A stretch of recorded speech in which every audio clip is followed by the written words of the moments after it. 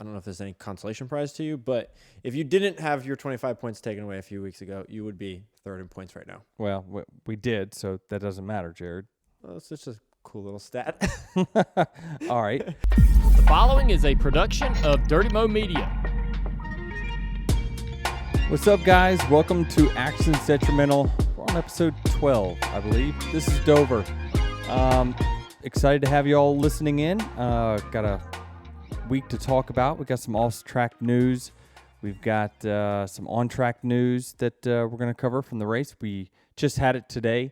We're shooting here on Monday night. We'll have this thing for you on first thing on Tuesday. So, so it was a rainy weekend in Dover.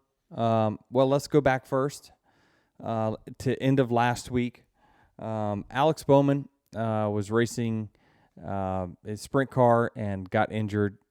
Seems like he's got a compression fracture of his spine, same thing that I had as well. I was actually wondering why Dale Jr. was asking me how long I was out during my injury.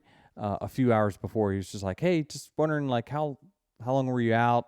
Oh, he asked you before news came out? Yeah, and I didn't understand why, and I was like, and for some reason I was like, I think it was a couple weeks or a couple months, and I looked back and it was only like 4 or 5 races. So, but yeah, it was. There's honestly not a whole lot of pain. I didn't have a whole lot of pain post. Like once they got me all in my back brace and everything, I was okay.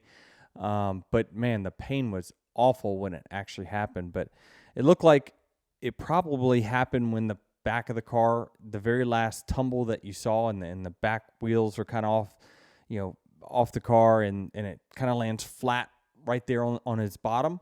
That probably is what caused that to happen. But very unfortunate.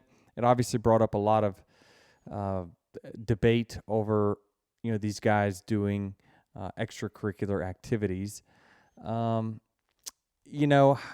don't know. I'm just, of course, the first thing I did is text Ricky and Kyle. It's just like, do you have to be doing this? Like, I know it makes you happy and you love it, but what will also make you really happy is providing for your family for generations. Like that, and I only say that as a friend, right? And then Kyle's like, yeah, but this, but that, and and I heard him say during the media this week, like he feels like he's escaped death more in a NASCAR Cup car than he has in a sprint car.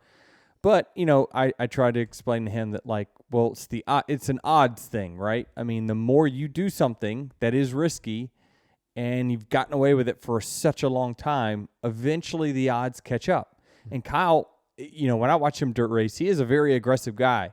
And you saw it during the Bristol dirt race where, I talked about, well, he a lot of times slides up and just kind of expects, he puts you in a position where you need to check up or else y'all are going to make contact. He makes a lot of bold moves that if someone doesn't calculate it just right, like it could cause him tumbling. And I only say it as like a friend of his and Ricky's. It's like, I know this is such a passion of yours and you give back to the community. But, Joe has got a different policy on sprint car racing for sure. Obviously, C-Bell's not allowed to do it. A lot of his reasoning is that, listen, I've got hundreds of employees here that are counting on you to be the leader of our team. And I don't know. At the end, I don't know where I stand on it. I've been back and forth on it. I remember saying that when Chase got hurt, like, this is if this is what he needs to do to, be mentally healthy, take a break, then that's fine, right? The only difference, I guess I could say, and then Kyle brought up, well, you've blown both your ACLs, you've got both shoulders that are knocked off, and you got to get surgery on one. Like, you do things that get you injured. And I said to Kyle, yeah, but basketball's not going to kill me, right? Like it's not going to lead to something terminally where I can't do my job anymore, right? So, I don't know. It's a tough thing. Obviously, Hendrick said that they're not going to really change anything. And that's fine, right? But certainly from a friend's perspective, I hate to see I don't like to see anyone get hurt. No one likes to see, this injury for Alex, a guy that struggled with injuries over the last 12 months. Obviously had some concussions last year in the Cup car, and then he got the tough end of the injury here in the sprint cars. So wishing Alex well. Hopefully he'll be back soon. I'm guessing probably going to be around that 4 to 5 week, maybe longer. It just kind of depends on the severity of it. Yeah, I thought it was interesting listening to Kyle and Brad Sweet talk last week on their podcast. I'm going to paraphrase Brad here, and I hope I'm correct in what I'm saying, that he mentioned that in the sprint car world, or maybe just in the dirt world as a whole, because it's very grassroots, and there's a lot of sprint car racing, right? It's not just the world of outlaws. Versus NASCAR. NASCAR is always making improvements to the car and safety. In the grand scheme of things, from 20 years ago, there's always these improvements made. And in the sprint car world, all that happens a lot slower. Yeah, that's fair. I mean, I think that I talked to those dirt guys a little bit about, the safety. I'm like, well, what has changed, right? The sprint cars look the same as they did 20 years ago, right? But they said that there are advancements. There's extra bars that they've added in. I think that they feel like wing sprint cars are the safer of the necessary evil, because the wing, they feel like, helps the crutch zone of the car, where you have like USAC cars with no wings on top. They just, when they hit flush on the top, it usually does some pretty good hard damage. And they've also said too that, well, in this guy's, when he died, or this person died, they didn't have the proper safety. There was bars that we have that they don't have, and so again, it's probably a little looser when it comes to safety and whatnot than what we have in the Cup cars that are pretty much mandatory whenever something better comes out. I did hear something cool that they said that Casey Kane's got like these shock absorbers on his seat, which that actually makes very good sense to me. That in that instance where he's got so a cushion. And I always thought in the Cup cars we should have something like that as well, where, I mean, our seats are so rigid that can we get a little give in the seat, forward and aft and side to side, some thick rubber grommets or something that can allow us to move just a little bit, something else to absorb, because our cars are so rigid. We know that. Yeah. I guess you're kind of lucky as a team owner for 2311 Racing. Bubba and Tyler don't do too much racing outside of the Cup Series. But do you have any rules, or have you gone over anything with them as far as extracurricular stuff? We haven't. No, I think that if you have a driver that, has a history of doing these things or wants to do them, you have those conversations around contract time. Yeah. But, I think Bubba or Tyler, the only thing we have in there is go running I don't know, an ARCA car, Xfinity car, or truck. We have to approve all that stuff. But again, the safety, we feel a little bit more comfortable when it's something that we're controlling for sure. Got it.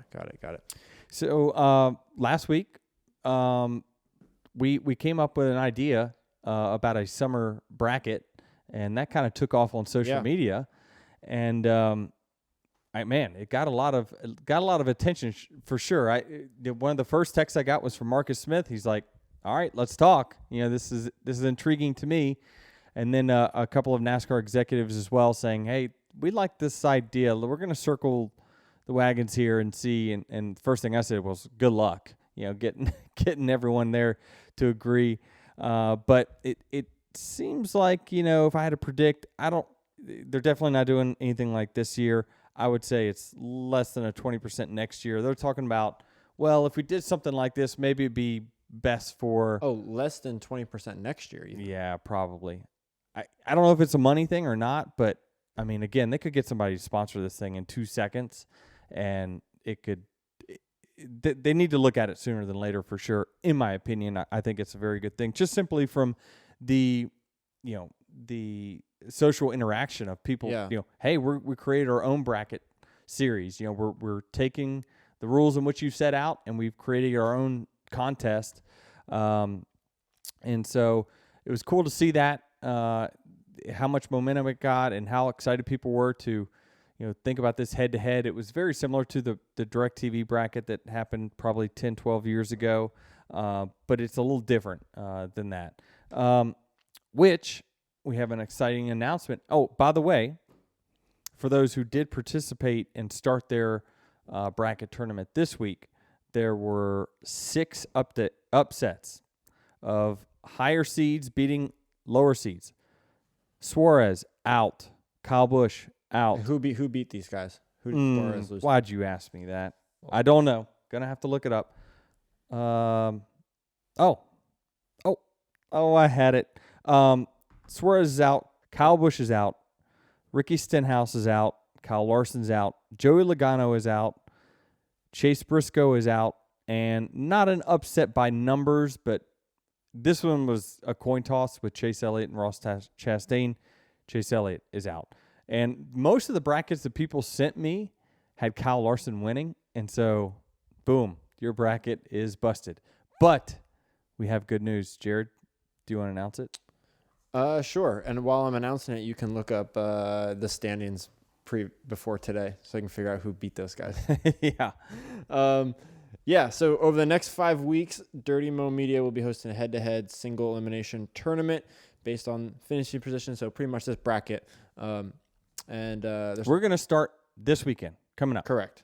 This weekend's race in Kansas. So anyone can enter. You go on to dirtymomedia.com. There's a whole bracket there. Put in your email, and it's interactive, so you can select your...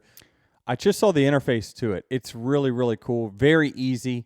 It's going to prompt you to basically say, pick which one of these drivers. Then it moves on to the next matchup. Pick one of the 2 drivers, move on, and then it'll move you to the next round. Next round, your bracket will be filled out. It's all going to be live. And so I wanted just like how you would do for March Madness, right? You pick your picks in the first round. You'll get points based on the weight of those, right? So first round is 10 points, second round is 20 points, third round is 40 points, and so forth. Yep. So we don't mean to poo-poo on anyone's already started bracket, but since we talked about this last week, there is a grand prize, and we're going to give you a shout out here on the podcast as well. We'll update the standings as it goes. And I noticed that I when we were kind of setting this up, it was very important that we're weighing each round, right? Because there'll be so many people that have the same amount of correct picks. So each round, for the first round, you get 10 points per correct pick.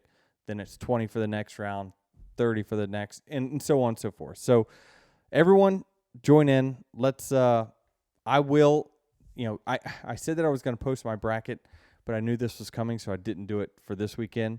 It's unfortunate for me because the racetracks were really good for me over the next 5 weeks. If I make it to the finals, it's Sonoma. So, but I'll be honest with you. If we go to pit road, I'm not sure we're going to make it to the finals. We'll get to that later. But yeah, so we're going to start that. It's going to come out sometime on Tuesday.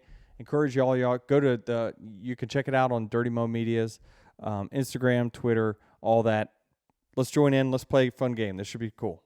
Yeah, and tracks coming up. So first round is Kansas. Second round will be Darlington. That'll be a good one, just with the way the racing is at Darlington. North Wilkesboro, we got the All-Star race following Darlington, so that won't count. Well, you can't do that. Yeah, okay. Right. I was just pointing out the All-Star race. Skip it. At North Wilkesboro. Then you got the Coke 600, St. Louis, and as you said, the championship in this bracket will be at Sonoma, which will just be super interesting on its own. Yeah, for sure. It'd be interesting. I think and we will reseed them. Is that correct, Travis? No, we're not. I'm sorry. We're not reseeding from last. We're starting from the point standings now, though, right? Yeah. Yes. Okay. Yep. So all the numbers and all the matchups that you saw last week, so let's irrelevant. We don't need to go through it because it'll take way too much. We will post what the matchups are. Get your opinions. Download it, click it, submit it, win prizes. What was the driver's reaction? So I got a few DMs from guys saying, dude, this is awesome. I'd be so amped for this. Now I don't know if they're amped about the money or just knowing that it's a head-to-head, them versus someone else. But this is a layup. This is something that certainly, I thought about too. It's not a gimmick in the sense of where you're changing the format, you're producing, nothing changes in the race. We're all still racing for regular season points, bonus points for the playoffs, all that stuff. This just adds another storyline to it, right? Where Fox is going to come in or NBC is going to come in and say, hey, just a FYI, we got a hell of a head-to-head here for 16th place between these, the 8 seed and the, 22 seed. So I think it just adds more storylines that makes it a little bit more compelling. And so I'm excited about it.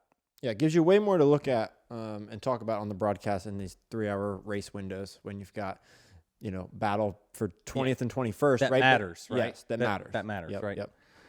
So, we had a rainy weekend in Dover itself. I was surprised that we got the practice in that we did.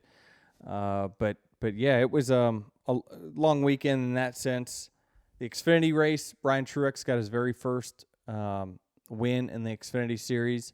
You could just, I love watching Big Brother be so happy for little brother.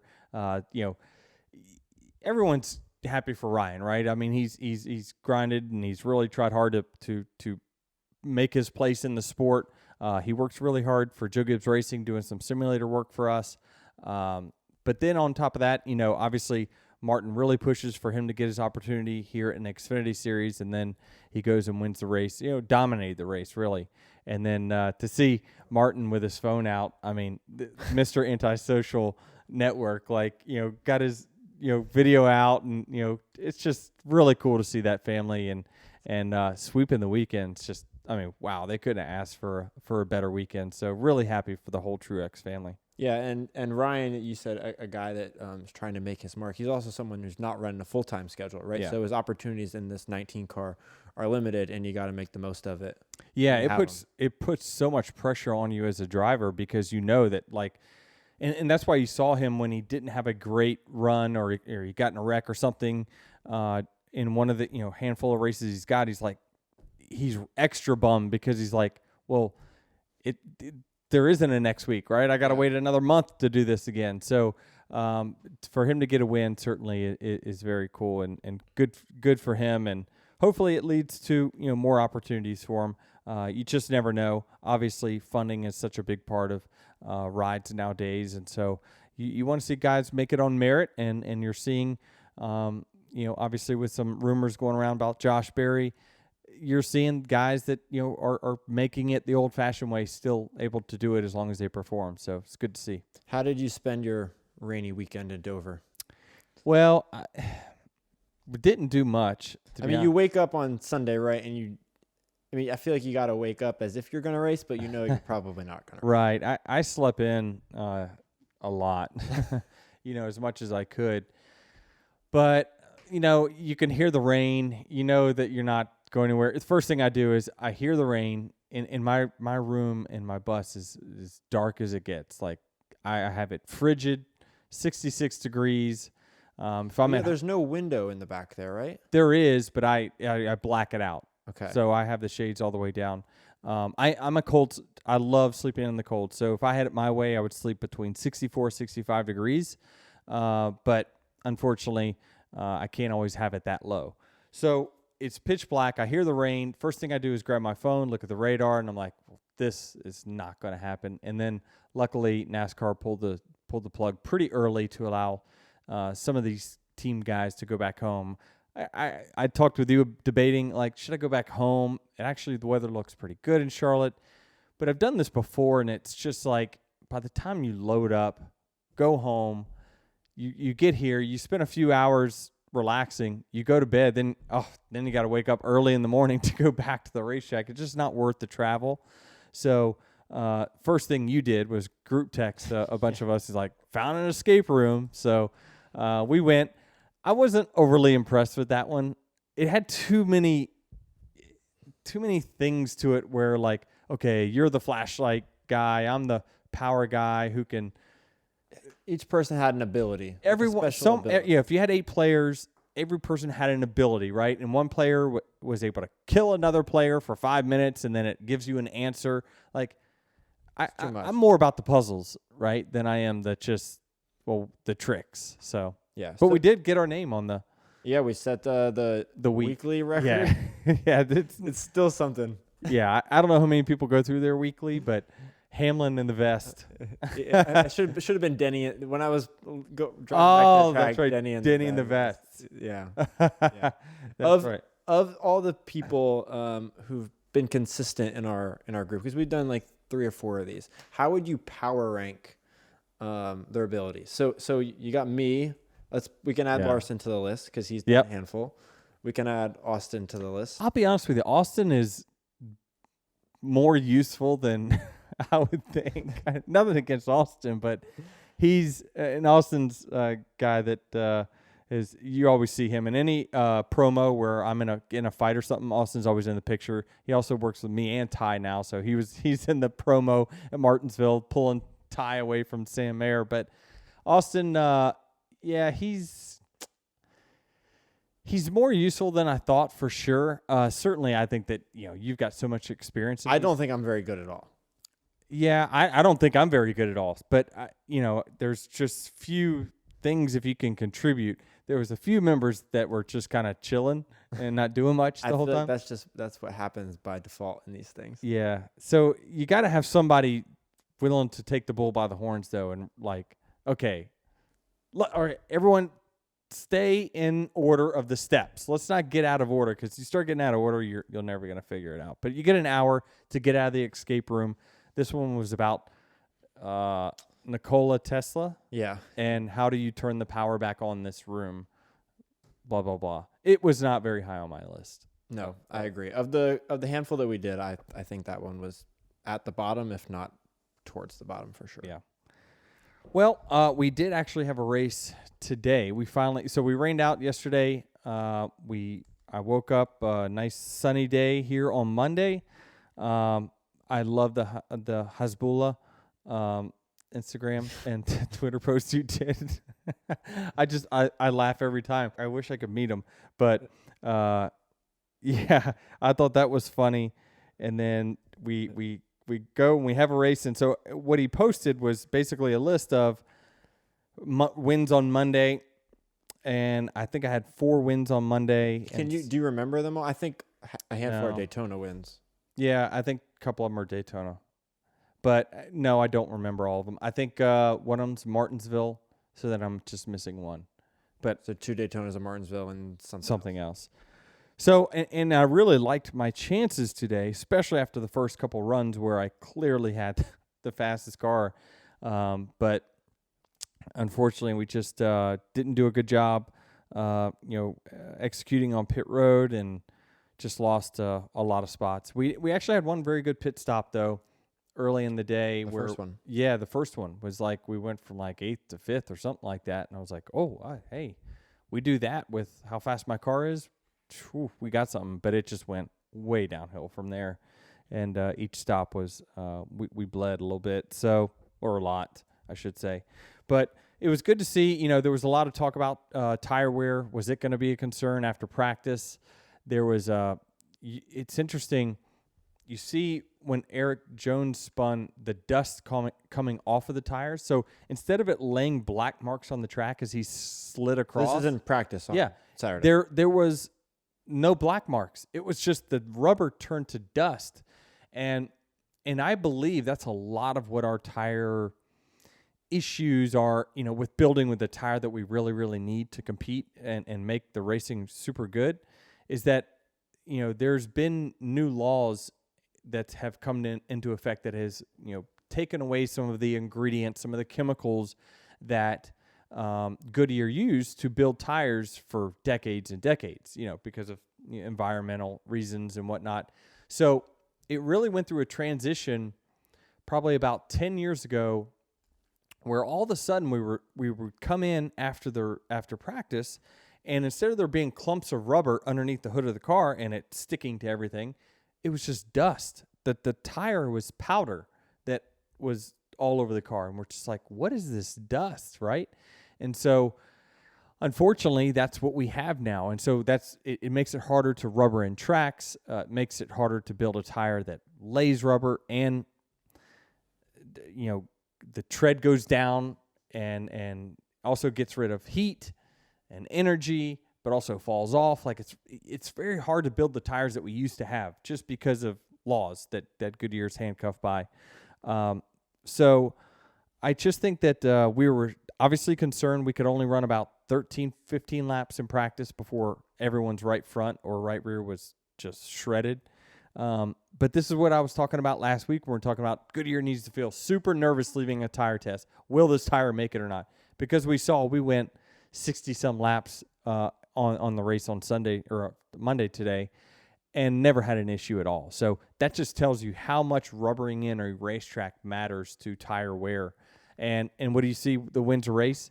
50-some lap left side tires. So it's just they just don't wear as much as they used to because of that and the rubber in the racetrack. So I'm curious. Go back to Saturday in practice where you had guys spinning out and whatnot.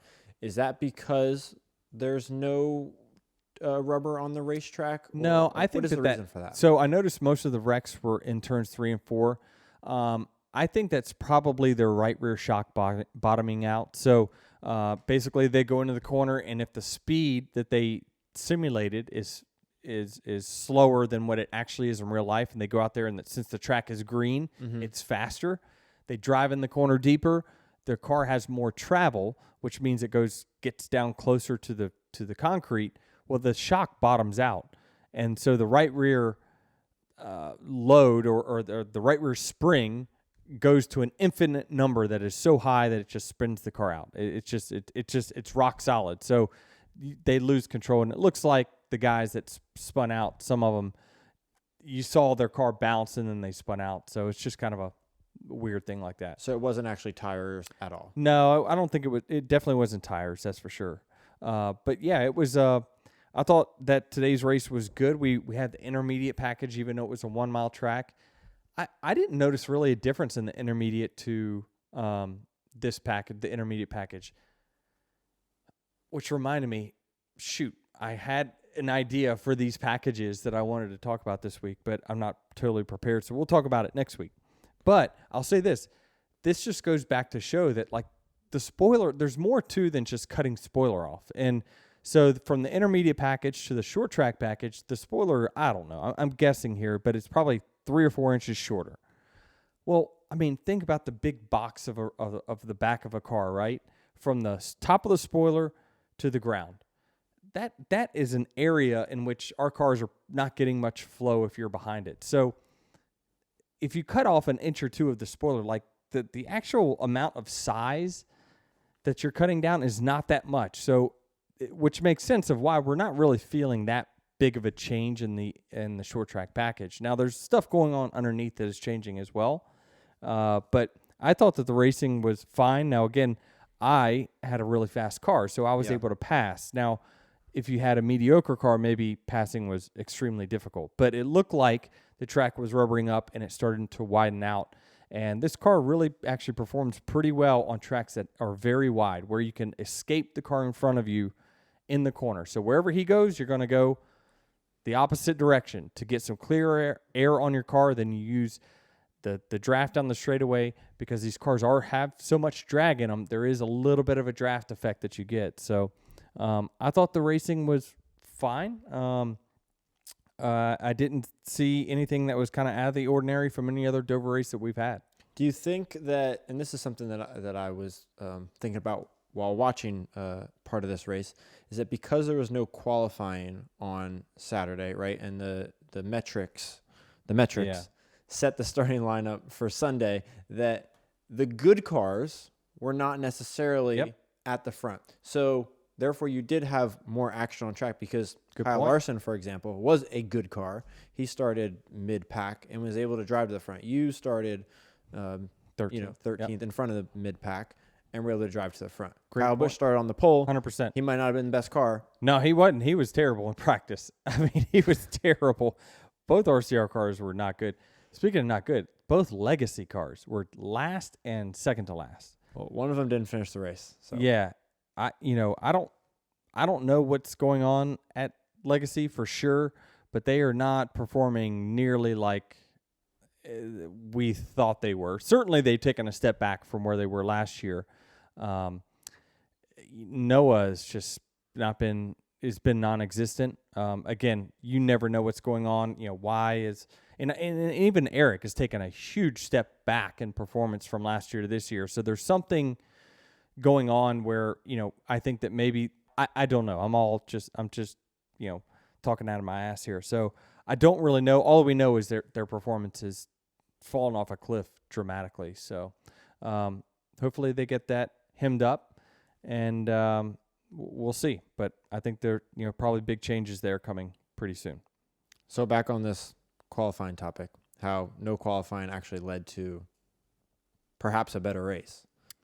Yeah, I think that the randomness of the starting grid certainly causes movement in the field. Also, we didn't get a lot of useful practice, so people didn't dial in their cars. And I'll talk about that when we're talking about my day, is that you can't make mistakes at the middle to end of the race because everyone starts to get their car dialed in. So if you have a bad pit stop, it better be early, because if it happens late, you cannot make it up because everyone has got their car pretty much dialed as good as it can for that weekend without taking it to the garage and overhauling it. So the field does get better. The field gets tighter as the race goes on. I think if you probably looked at the lap times of the leader to the 20th place guy for the first two runs, let's just say on a lap by lap basis, it's 0.4 difference, maybe a half a second. By the end of the race, it's probably only 2-3 between first and 20th. So the field tightens up and it gets better because they make adjustments to their car. So that's why it's so important to control the race on pit road, because you can't afford to just bleed spots every time and expect to just make it up, because passing becomes more difficult. Why did you not have any meaningful practice when you started? Well, because the track was totally green. We were the first cars to hit the racetrack on Saturday, so it was a slight mist anyway, but the track never rubbered up. I think some of the reason is the temperature. It was overcast. The temperature was cooler. There was a mist, and you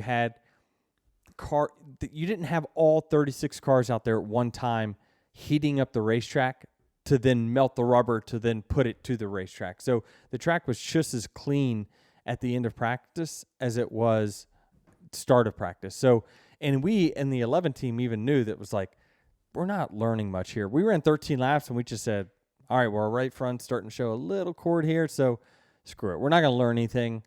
This is going to be a total different racetrack tomorrow. Let's just stick to our notes, and hopefully we end up where we think we were. And for the most part of the race, we were. So when you do have that, right, you have then competition cautions in the race. So today, for example, a competition caution was on lap 20. When you know that that's coming, is there a strategy to the first 20 laps of the race? Are you running harder or something to try to, I don't know, wear the tires as much as you can? Yeah, so you do. You do. Well, I push harder, certainly, to start the race, because you know that you're about to take these tires off in 20 laps, right? So the wear is going to be the maximum that it will all day in that first 20-lap run. He said that our tires look pretty good, which is pretty common. We're usually not as hard on tires anyway as others. But generally, it's just the tire where it gets a little bit better from there. So I started 13th. I think I made my way to 8th or 9th, something like that, on that first 20-lap run. I mean, I was able to just kind of weave through cars at will, and I was like, man, this is last year all over again. Let's just not this up. And last year, I thought we had the fastest car by a mile. I didn't think we had the field covered this time like that. I thought the competition caught up, but I still thought that we had one of the best, if not the best, cars out there. But again, it's all about execution. Yeah. So let's get to the race as a whole here. We had some drama to start this one off with a friend of yours, Ross Chastain, getting into the back of Brennan Poole, which spins him out, sends him up the track in turn one, and then collects Kyle Larson, who's coming around the outside. Both these guys had Yeah. Did you? Yeah, I mean, I saw it. Obviously, you guys do a good job. You know, I don't have always time to completely rewatch the race all the way back, but I get the highlights and get the quotes and whatnot before I go on air here. And obviously, Brennan Poole was pissed. Kyle Larson was pissed. I don't know. I mean, you know, to me, it looked very similar to the incident with me and JJ at Richmond. I mean, it looked pretty much identical. The only difference really is kind of the habitual part of it, right? Is that, you know, Ross is involved again, and he's just not going to get the benefit of the doubt simply because of, you know, the habitual wrecking, right? And so what's interesting is, like, he never, and I saw someone else talk about this, is that he never really gets the end of any of these contacts, right? It's always just someone else going spinning, and it ends their day, and he just goes about his own business and keeps going. There's only two fixes to this, right? I mean, honestly, you know, for me, you know, I chose to get back at him multiple times, and then finally, you know, one thing I'll say about Ross though is he doesn't mind you getting back at him. So why people in the field don't just do it, I don't understand, because, you know, after Pocono, you know, you know, he crashed into the wall there, and he says, well, I deserve that and probably a little more. And then after Phoenix, he comes up and says, well, I probably deserve that. Like, he's not oblivious to knowing that he's, you know, he's owed one, right? So, but the problem is that I think these drivers are a little apprehensive to, like, well, can I make it obvious? Because is NASCAR going to come down on me? Like, you know, I can't admit it in the public. You know, it's just a tough balance. So I'm getting back to this. One or two things has to happen, right? Either the competitors have to just say, it, I am, when I get my chance, I'm going to get back at them, and then I'm just going to say I made a mistake. That's one way, right? Or NASCAR will have to step in and say, like with Hocevar, and say, all right, we've had enough of it. Like, you do this every week. And I'm not saying he does it every week, but, you know, Hocevar didn't do, you know, right rear people every week, but he just did it enough times where it's like, all right, well, enough of that. Like, you got to go to the back. And so that's the only two scenarios in which this kind of gets rectified, because otherwise, you know, I don't know that much is going to change in his mind of, you know, you know, the juice is worth the squeeze probably from his perspective, because he's never really got caught up in any of these incidences. It's always been someone else's day that's gotten ruined, and no one has really done anything back. So if you don't do anything back, then, you know, and you haven't socked him in the nose, you know, you'll get $15K. Maybe it's worth that. I probably would have paid $15K and not gotten 25, you know, points and $50,000. That probably was a better scenario. But still, it's just, there's rules that I think guys are a little apprehensive of, like, how do you handle this? They want us to self-police, but you can't self-police. No one knows where the rules are. I find it very ironic that yes, right, over the last couple of years, Ross has seemingly never had to pay for any of his actions on track. But it's very ironic that today he's running down Truex for the lead. Was he running him down? I didn't see. He was. He was catching Truex. Truex then passes Larson, who's a lap car now. And Larson just seemingly accidentally was running the same line as Ross, right? So this gap between Ross and Truex grows. But then 2 laps later, Truex hits lap traffic again, and Ross is just back on his bumper. So, like, that effect that Larson had in between that battle was nullified 2 laps later, because Ross was back to the same. Well, it wasn't nullified, right? Because Ross would have been there sooner, and maybe would have had time to work him over, right? So you just never know. He lost a couple laps in the... Yeah. And every lap's critical when it comes to trying to pass someone late in a run or whatever. It just was funny that he got into, I don't know, 3/10 or something, and then it went back to a second half, and then he was back to 3/10 again. Interesting. Yeah, I need to go back and watch it for sure. But it's, you know, I thought that certainly those were the 3 best cars, it seemed like, through the day. I thought I had the best car early.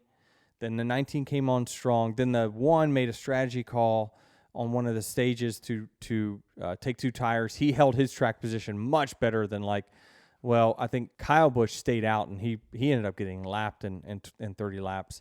But the one certainly was very good at the end of the race, no doubt about it. The 19 was very good. We were good.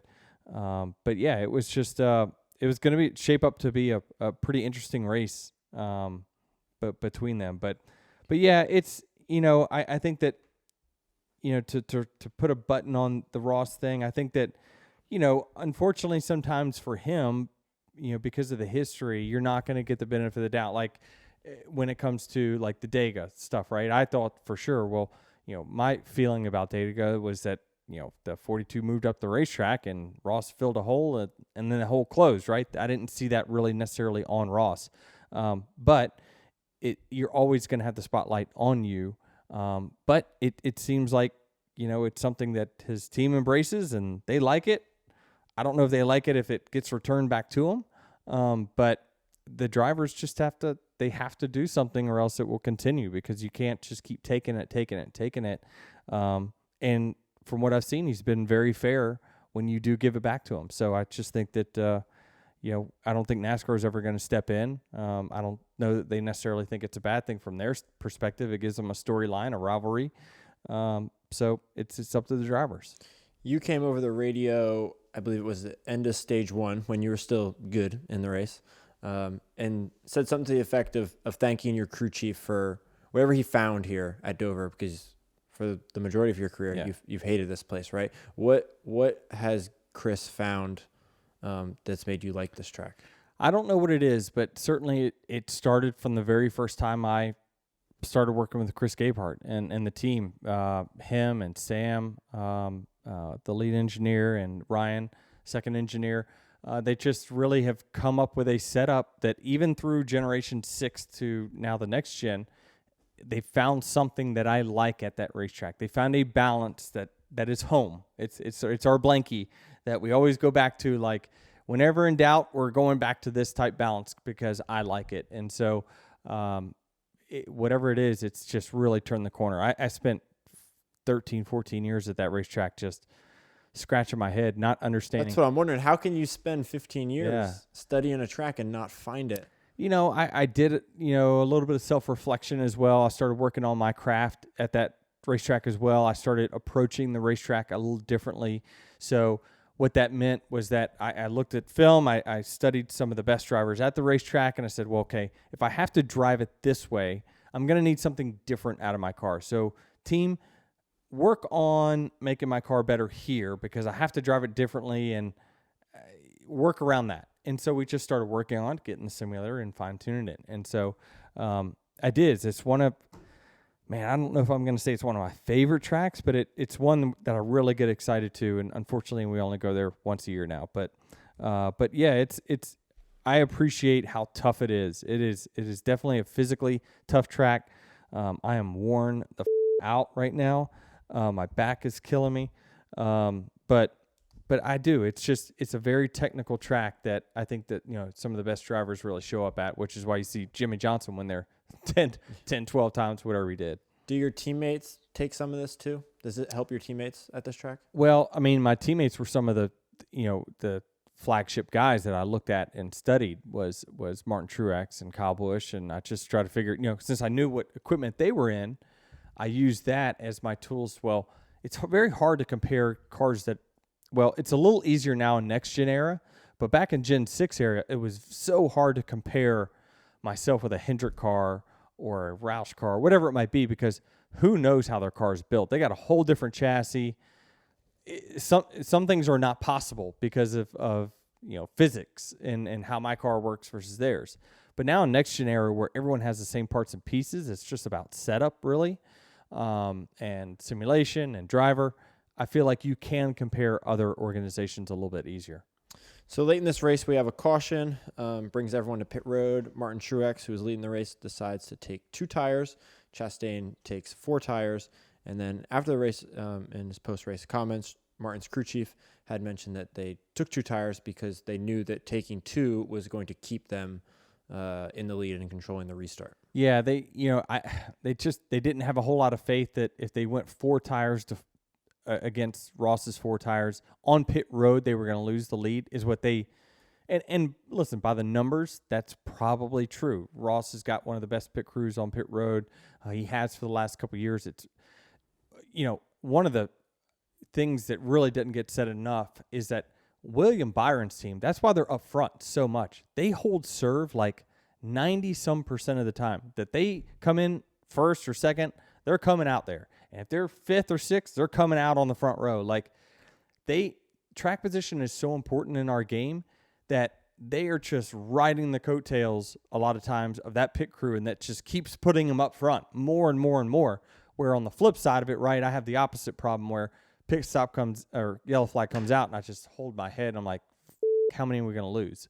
Like, it's just part of it, right? It's, I mean, that's the nature of the game, right? If someone's come in and gaining 2 spots, someone's probably losing 2 spots. Yeah, no doubt. And so, I think that there's probably 5 or 6 really, really reliable pit crew teams where that if they're up front, they're probably not going to make a mistake. They're going to hold serve most of the time. 80, 90% of the time, they're going to hold serve. And then there's kind of the rest, everyone else, right? So it's just really hard to win. It's hard to win, which is why early in the race, Fox is playing my my in-car of me, telling Christopher Bell, get the out of the way. A lot of that was because I was so frustrated that I just went from damn near winning the stage, and I'm all over William to beat him in the stage, and then I come out 8th in the next pit stop, and I'm like, so then I passed a couple guys. I ran Christopher Bell down, and I'm like, he's sliding up a little bit in the mid-corner, and I'm jamming my nose in there mid-corner to like, hey, I'm here, and he would come down, and like, he's just trying to keep his position. I was just venting at the time, but I wasn't as mad at him as I was just at the scenario of why am I back here again? And I got to go make another 3-wide move. I got to pass the same damn race cars again that I just passed, which is why I'm leading the series by 1 billion on quality passes, evidently, per NASCAR. So it's not a stat you want to lead because it just means you're passing the same cars over and over and over again. But listen, we're going to work it out. I mean, I've had really good pit crews throughout my career. The last couple of years have certainly been a very rough patch for us. I don't know how many races we've lost by just not being able to control the race. That is, come in first, come out first, or just come out second or third. Just not these big catastrophic failures that are, 20 seconds. When we're leading at Richmond and 20 seconds like that, it just, you can't overcome it. Like, you just can't overcome it. And then thank God there were only 8 cars on the lead lap, because the last stop we would have been, if there was 26 on the lead lap, we would have finished in the 20s again. Chopper would have been pissed. So, I mean, listen, it's a team sport, and we're going to win together and lose together. I guarantee you those guys are at the race shop. First thing, when you're hearing this podcast, I can assure you our pit crew guys are at the race shop working on it. They're going to find what it is that can make us better, make us more consistent. We got better in the playoffs. Now, we did do a pit crew swap in the playoffs, but now, so for those who don't know, so I have really most of Truex's team from last year. Truex has the 18 team that I had in the playoffs from last year, if I'm right, and the 54 has Your original team. My original team from the beginning of last year, and the 20 has found their magic sauce, and they've been probably the most consistent of all the pit crews at JGR over the last probably 10 months or so. So they've got theirs kind of hemmed up and worked out. I think we just got some work to do for sure on ours, but we'll get it fixed, and I got faith in them. These guys, again, these are the same guys that knocked off. I don't know what that pit stop was on the first one, but it had to be in the low 9s. So they're definitely capable. There's just little itty bitty things, and it doesn't take much to just send one of these pit stops off the rails. Before we button this up, you had referenced old style pit stops in your post race comments. For those that don't know, what is the difference between old style and the new style besides just 1 lug versus 5? So JGR it was a big to-do last year. They came out with their own style of pit stop, right, where both right side changers come around the front of the car. So it allows, by the data, it gets the engagement on the right rear hub quicker. Instead of the person having to wait on the car to stop, he runs around, engages the right rear tire. On the pit stop, they're already sitting there waiting for me to come to a stop. Bam, they hit it. And so there's a time gain there. The problem with what we found with the JGR style pit stops, where both come around the front and then the front changer goes around and is now the left rear changer when they get to the left side, is that you've got hoses being thrown all over the place. There's just more, let's just pretend that there's 16 things that can go wrong in the old style stop, where one comes around the front, one comes around the back. With the JGR stop, while it has the potential in the top end to be faster on speed, it probably had 25 things that could go wrong in a pit stop. There was just more things that could throw it off the rails. And so when it was right, it was right. There was many races last year where the way we were doing pit stops was kicking ass. And then all of a sudden we'd have ones that were just awful and we'd go to the back of the pack. So you just can't have that. And so when we hired our own pit crew members at 2311 this year, we decided we're going to go. It's obviously been proven that the old style, while less risky, teams are still doing it at a very fast pace. Let's just take a little bit of the risk out here by going back to the old style. The problem with that is we've been practicing the other style for a year. So now we're behind. And so it's going to take a little time, I think. Now, again, some of the issues that I had today isn't related to reps in that. It's equipment. It's human error on buttons or whatever it might be, right? Has nothing to do with which side you ran around the race car. But to get our speed faster, which we still need to do that, by the way, through our whole organization, it's going to take time because we're a year behind everyone. On just practice. On just reps. Yep. Yeah. Yep. Well, before we move on from that, I guess I don't know if there's any consolation prize to you, but if you didn't have your 25 points taken away a few weeks ago, you would be third in points right now. Well, we did, so that doesn't matter, Jared. Well, it's just a cool little stat. All right. Well, it proves that you're running well, right? Yeah. So listen, we do need to button up. We gave props to Ryan Truex and the Truex family, but Martin, he broke a long winless drought. Now he's a guy that was been in position over the last year to I'm not going to say his performance has not gone down in the sense of like their results. They've had more bad races than you've seen him have his entire time at Joe Gibbs Racing, but they've also lost their fair share that they probably should have won over the last year or so. But it was great to see him and James finish the deal off and get the win today. I know it means a lot to Martin. It means a lot to James and that whole 19 team. Those are great dudes over there.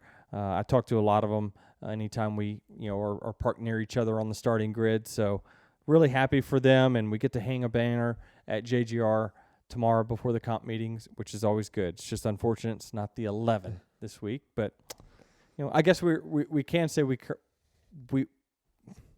went back hot. I mean, 2 top 5s in the last 3 weeks. You can't define. By the way, since I said that, those are our only 2 top 5s, I think, for the year. So we've obviously run way better, but we've had issues that I've been speaking of all year long that have really kept us from getting our best position. But I said we were hot, not white hot, but hot. Richmond or Martinsville probably should have won that one. Didn't do it. And then cooled off a little bit at Talladega, even though we ran up front all race. So I said we were lukewarm. I'm going to put us back in the hot category after this week. You got 2 good tracks coming up. You got Kansas, which you've obviously have had a lot of success at. We're going to have to beat 2311, and then apparently. Yeah, well, I mean, I feel like you could do something about that if you really wanted to. I know what they got, for sure. But yeah, it's this is a fun one. I'm really happy at least Joe Gibbs Racing got it for sure. But yeah, I'm excited about these next few weeks, and especially now I got something looking forward to. Travis, why don't you find out while you're sitting over there, who am I going to be matched up with next week? Haley, I believe. Justin Haley? Justin Haley. All right, I got this. Moving on to this week's Dear Denny. First question I got for you is, with Chase's return, there's been a lot of conversation about star power in the sport. So who do you think could do more for creating that? NASCAR, the teams, or the drivers themselves? Ooh. Who's responsible for the star power? Huh? Yep. Yeah, I mean, what made it so different back in the day is that, NASCAR was, it was super high on when you look at all the major sports, right? It was football, then NASCAR, right? And it didn't get consumed by social media quite as much. So you had to tune in. You had to go to the race to watch and see what happened. I think we were probably more accepted by other mainstream media back then, when you had, Dale Earnhardt Jr. being in music videos and Jeff Gordon hosting Saturday Night Live. People on Twitter just don't understand, like, well, why don't they do that? Well, why don't we have a docuseries on Netflix? Well, because they haven't said yes. Not NASCAR. They'd love for all that stuff to happen, but the platforms have to accept us. And so you got to be more relevant in the sports world, in my opinion. So I don't know who's necessarily at fault for that. I mean, certainly, we talked about this regarding my penalty. You're kind of harnessing some personality here a little bit, and so that's not a good thing. You see some crazy things that some athletes say when they're football players and NBA players or whatever, and they kind of embrace it, right? Where it's just a little different in NASCAR. It is more corporate, right? I'm responsible for representing hundreds of thousands of FedEx associates week in, week out, so I can't go acting a fool, right? So it's just different, right? If all of our cars were blank and all of our our costs were covered by NASCAR, and teams could just pick whoever they wanted to drive the race cars based off of personality and talent and all that stuff, you probably would see more star power.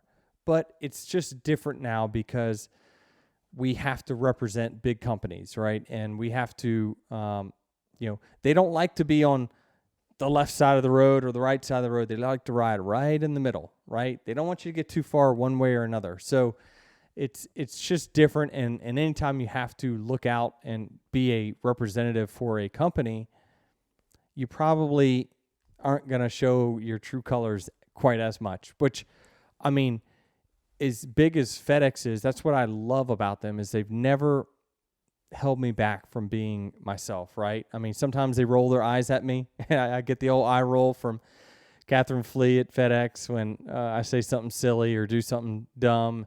But in the end, they've had my back, and they've had my back for all 18 years of my career. And so it's just, but some companies aren't like that. They're not all like that. So that's why you get some of these drivers a little apprehensive to speak out on sensitive subjects. And so I don't know how to fix it, really. I think that certainly some of the promotion they put behind Chase Elliott was big. We saw some good ratings last week. I thought that was going to be the first true week of how do we compare, because people were talking about the 16% bump from where we were the week before, Martinsville. Well, that was on Masters weekend, and it was on a Saturday. The race is on a Saturday versus a Sunday. That's not that's apples and oranges. You can't even compare. But Sunday last week at Dega was the first real comparison where it's like, oh, okay, we are regaining some traction here. So I don't know. I don't know what the right thing is, but it certainly is going to have to come from promotion and getting on bigger platforms. To follow up on that, do you think, let's say, how do I want to word this? Do you think like just pushing more playtime on things adds more to that star play? Like, for example, your Domino's commercial last year. Like, Yeah. Why do you think that took off in the way it did? Like, you still hear people say, hey, Hamlin, I like your PJs. It seemed like when it came out, it seemed just such a. Because Domino's spent $72 that's what I'm getting million on that commercial. 70. So the more you play, the more you push it, the more you get. They played that commercial over 30,000 times. It was the most played commercial on all networks. I'm talking about from Oxygen Network to freaking NBC. Like, they played it everywhere. It played over 30,000 times. They spent $72 million pushing that. But it was an initiative that they were pushing, that Domino's was pushing for the curbside delivery, right? So that's where they in Domino. People don't know Domino's is more of a technology company than a pizza company. They're just they're a technology company that makes pizzas. Like, they're very into how they spend their money to grow their brand. I learned that from watching Wall Street and CNBC quite a bit, about listening to Jim Cramer talk about Domino's all the time. But it's very interesting how they do their business, and you're thinking, well, how in the world did they get a return $72 million for what they spent on that ad? I don't know. I don't know if they did or not, but certainly it seems like it's been successful for them because they keep doing it. Yeah, it added to your star power a little bit. Second question I got, can you dig deeper into the intricacies of a narrow versus wide pit road and how that affects everything going on? They talked about a lot today that Dover is just a narrow pit road. Yeah, Dover and Martinsville, certainly it's not a... So you always try to optimize pit road the most you can, and that is running all your green lights all the way down pit road, right? Well, what happens is that when you pit maybe early on pit road, and I had this problem at Martinsville when I pitted early on pit road. Well, I'm coming out of my box, and the 26th place guy is coming into his box, and he's right in front of me. So I have to check up, let him in his box, and then when I pull out, I'm driving down pit road, and you can't run too wide because then there's no room for anyone to get out of their pit stall. So everyone that comes out of their pit stall from that point on, you do have to let them in a little bit. Like, you're just kind of, all right, let's get back to single file here because we can't run 2x2 because then somebody's going to come out of here and just squish us into the wall. So, it's interesting because F1 has mandated this is the width. Racetracks, you got to figure it out. Like, this is the way it's going to be. But at NASCAR racetracks, they can sometimes be 100-foot wide or they could be 10-foot wide, it seems like. So there's no real standard in which we have. And even the pit boxes themselves can range from, a car length plus a quarter car or a half car to some of them are like 2.5, 3 cars in length, like 3 times the size. So it's very different, and a lot of it depends on the size of the racetrack. And so we don't have specific set standards for pit road widths or anything, which is very surprising considering, the first thing we're going to hit is a crew member, right? Probably on the right side of a car if we do make contact. And we see some close calls before and even contact. So the wider the pit road, the more room for error we have there. Lastly, what actor would play you in a movie? Oh, I don't know. I don't know. I would probably Tom Cruise. That's what my vote would be. I'm not saying I'm like him by any means or look like him, but I just, you think of Days of Thunder and I think of Tom Cruise. My favorite actor of all time is Denzel. Yeah. He's, Denzel's 1 and Tom Hanks is 1A. So it's very, very close for me. I did have time in the bus to watch a few of their movies during the rain delays, but yeah, I just feel like I'm gonna go with Tom Cruise. It's not a bad choice. Yeah, I could see it. Kansas this weekend. We talked about that a little bit. You have any off-track plans between now and when you have a race on Monday? How does that everything up? Yeah, screws everything up. Now I've got a very, very full week. I'm actually going tomorrow, which is going to be today when you hear this, down in Charlotte, going to do a event with Rory McIlroy at the Puttery in South Charlotte. So they're in town. Obviously, the PGA's in town for Quail Hollow this weekend. So me and Rory are going to do a little event. Have you ever met him before? I have not. That's not true. I have at Michael's course during our member tournament. So it's so cool. So fairly recently. Yeah. So he ended up shooting like 10 under or something like that on the final day. But I'm looking at, when you have a golf course, private like Michael's, surely there's, everyone on there is an A-lister, right? My name kind of sticks out like a sore thumb in my opinion. But like you see all these PGA Tour pros that are on the member tournament. Dustin Johnson, Rory McIlroy, Justin Thomas, Ricky Fowler, all these guys. It's just crazy to see their names. And it's like, you mean I have to beat them? Like, how am I supposed to do that? Luckily, it's handicapped. So I probably get like 20-some shots against them because I'm a 5 or 6 handicap. So, but yeah, I have met him there. He's way smaller than you think, way shorter, but he is he's got some build to him. But people say that about me all the time when they see me in person. They're like, "Oh, I thought you looked way bigger." And I agree. On TV, I look like I'm 6'3", 190 pounds when in actuality I'm 5'11 and a half, 160. Yeah. No, I've been to a few PGA events. Rory is definitely a guy, when you see him hit the golf ball in person, notably off the tee, it's like stupid. That's why he's good. Yeah, no doubt. It's amazing the power that they get out of being that small. Usually you would think, with golfers, the more size they have, the more they're going to have winding up that club for club head speed. But he is he's good. That'll be interesting. I don't know what competition we're doing, but putting apparently. Putting? I think that'd be a good guess anyway. Yeah. I don't know. The way I see this is that there's only upside for me. No matter what it is, right? Like there is going to be a putt I'm going to make that he is going to miss. But he will never run a lap faster than me around a racetrack. Ever. So it's not equal. I always said that about our sport. It's the one sport no other athlete will be able to come in and beat us in any way capacity. 0. But there might be a three-pointer that I might hit that, playing horse that Michael Jordan might miss, right? There's that chance. It's a legitimate chance. But no one will ever get in a race car and run faster than me around a racetrack if you're in another sport. So that's what makes our sport unique. Anything else you want to add to this before we wrap it up? No, looking forward to Kansas. I got a busy week. I'm traveling all over the place. Got the event with Rory. Then we're going up to D.C. On Wednesday, and then I'm going up to Pennsylvania on Thursday. So putting some miles on the old plane this week. So going to be a busy one. Look forward to talking to y'all next week, and make sure you give us a follow. Yep, at Dirty Mo Media across all social medias. You can follow him at Denny Hamlin across all socials, and me at Jared D. Allen. Before you sign off here, don't forget to like, share, follow, all that stuff with this podcast, wherever you listen to podcasts. See y'all next week. See ya.